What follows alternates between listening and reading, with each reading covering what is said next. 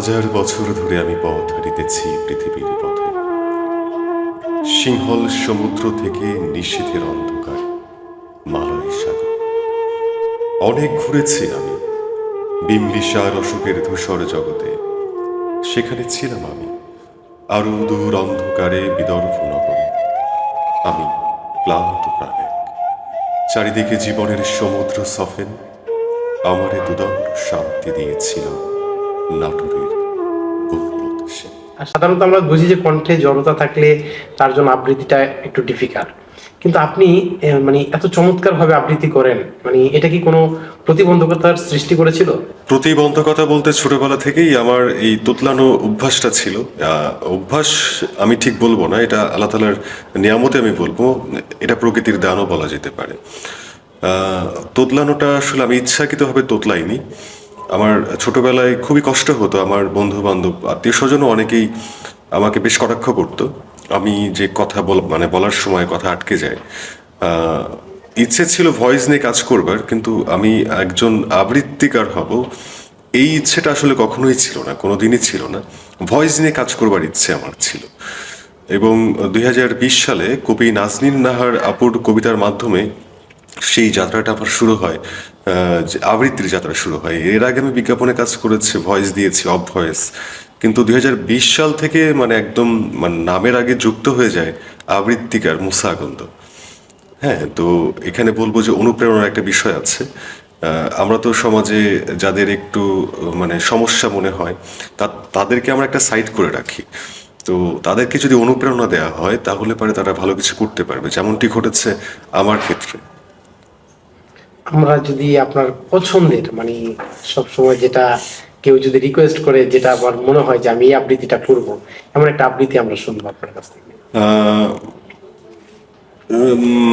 আচ্ছা, আমার বাড়ির তো যেহেতু নাটোরে, তো আমি বনলতা সেন কবিতাটা একটু চেষ্টা করছি। হাজার বছর ধরে আমি পথ হারিতেছি পৃথিবীর পথে, সিংহল সমুদ্র থেকে নিশীথের অন্ধকার মালয় সাগর। অনেক ঘুরেছি আমি বিম্বিসার অশোকের ধূসর জগতে, সেখানে ছিলাম আমি আরো দূর অন্ধকারে বিদর্ভ নগরে। আমি ক্লান্ত প্রাণে, চারিদিকে জীবনের সমুদ্র সফেন, আমারে দুদণ্ড শান্তি দিয়েছিল নাটোরের বনলতা সেন। চুলদার কবেকার অন্ধকার বিদিশার নিশা, মুক্তার শ্রাবস্থির কারুকার্য। অতিদূর সমুদ্রের পর হাল ভেঙে যে নাবিক হারায়েছে দিশা, সবুজ ঘাসের দেশ যখন সে চোখে দেখে দারুচিনি দ্বীপের ভিতর, তেমনি দেখেছি তারে অন্ধকারে।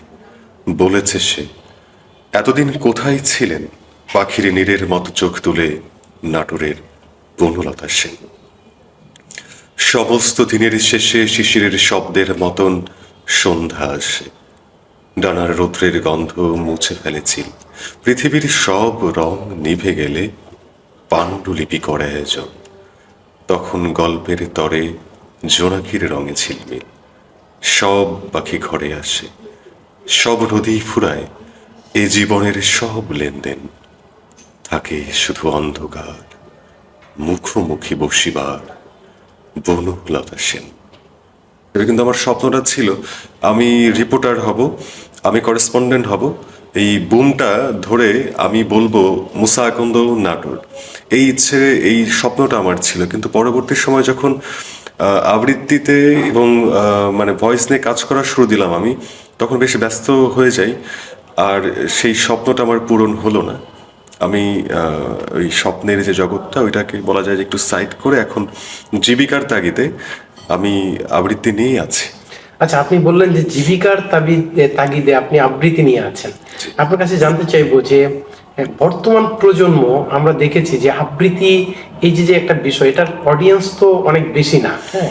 আর বর্তমান প্রজন্মকে ধরে আনতে হলে বা এদিকে ডাইভার্ট করতে হলে আসলে আপনার চিন্তা ভাবনা কি? আর আপনি কি মনে করছেন যে আপনি সাংবাদিকতা বা অন্যান্য পেশা বাদ দিয়ে যে আবৃত্তিটাকে জীবিকার বাহক হিসাবে নিলেন, এটা কতটুকু এই সময়ে আপনাকে সাপোর্ট দিবে?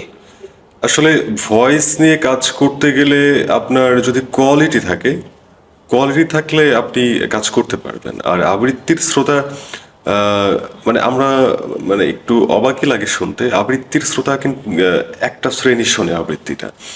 এখন কোনো একটা কারণে হোক, অনলাইনের সুবাদে হোক, অনেকের সামনেই যেমন আমার ভিডিওয় যদি যায়, যে ব্যক্তি কিনা কখনোই আবৃত্তি শোনেনি, সেই ব্যক্তিও হয়তো বা 2-1 সেকেন্ড বা 1 মিনিট শুনলে তার কাছে হয়তো বা ভালো লাগে। তো তারপরে তিনিও দেখা যায় নিয়মিতই আবৃত্তির দিকে ঝুঁকছে, আবৃত্তি শুনছে। এখন আমাদের বাংলাদেশে অনেকেই অনেক ধরনের কন্টেন্ট তৈরি করছে। এখন সকলের মানে কন্টেন্ট, মানে সকলে যে শুধু মজাটাই নিবে বিষয়টা এমন না, কারো ভালো লাগা সৃষ্টি হতেই পারে। তো আমি বলবো যে যে সকল নতুন যারা আবৃত্তি বা ভয়েস নিয়ে কাজ করতে চায়, মানে স্ট্রাগল শুরুতে অবশ্যই করতে হবে, এবং এটার একটা ফিউচারটা বেশ ভালো।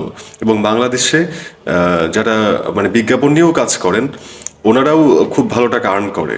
এটা অবশ্যই একটা ভালো কিছু ঘটতে পারে, তবে নিজের কোয়ালিটিটা একটু বাড়াতে হবে।